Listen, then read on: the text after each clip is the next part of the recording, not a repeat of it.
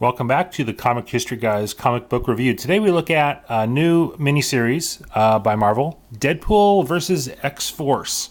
And if you know anything about Deadpool's history, he has a interesting relationship and history with Cable. They're friends, they're enemies, they're rivals, they're, I don't know what you want to call them, but they have an interesting history. And speaking of history, this book's a little bit different.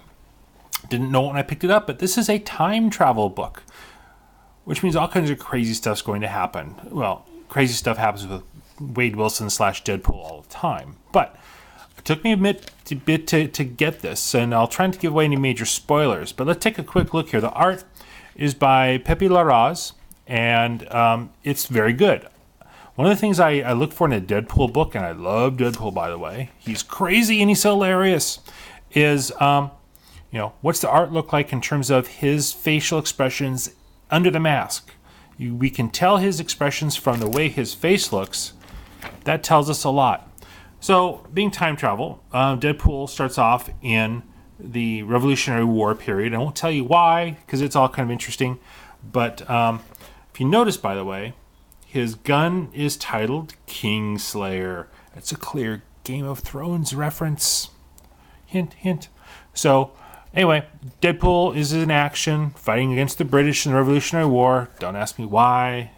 We don't really know why, actually, but we'll learn that later. And so, moving on here, Deadpool creates havoc, mayhem. Again, looking at the expressions on Deadpool, you can tell he's kind of serious there. More expressions. I love Pool. So, and here we have the credits. Dwayne Swarzinski is the writer, Pepe Larraz, artist, Nolan Woodard, the colorist, Joe Sabino is the letterer, Shane Davis and Maury Hollowell are the cover artists. So, art's good. I like this book. I like pretty much anything by Deadpool as long as he stays in character. So now we've seen Deadpool. Now we see Cable. I do hope he's wearing underwear. So, and then Cable detects things going wrong with the time stream. That's what he does. And so he goes to visit a rich guy who was dumb enough to send Deadpool back in time. And of course, Deadpool being Deadpool doesn't do what he's told to do, and he ends up in the wrong part of time. So Cable gets together some mutants, and if you got to read, you have to read carefully here, because of course, Cable and X-Force have a long history, as do Cable and Deadpool.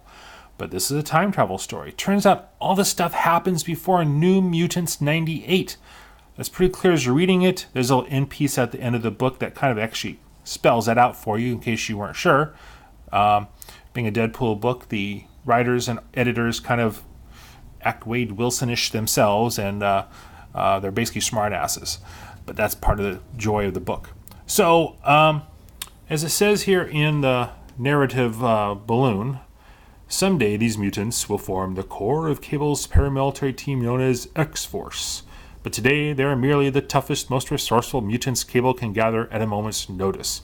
So this is prior to X-Force, prior to the New Mutants, prior to New Mutants 98. As it was clear in the what we saw already in this book, Cable does not know who Deadpool is. As we'll see, Deadpool doesn't know who Cable is, or any of these other characters. It's before Deadpool and Domino met.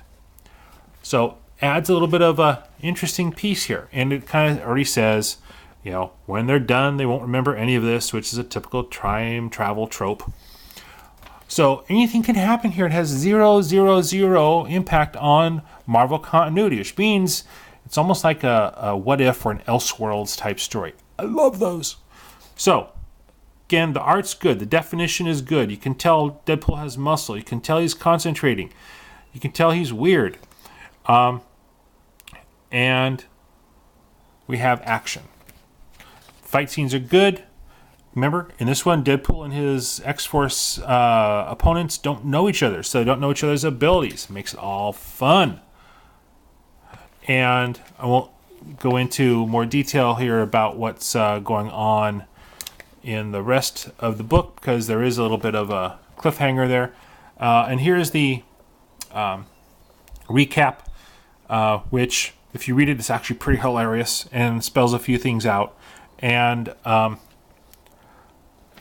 one thing I wanted to mention, I forget where it is in here, but Deadpool makes a comment about his opponents having all these pouches. It's a clear Rob Liefeld jab. Liefeld's the guy who created Deadpool and created Domino and was a major artist back.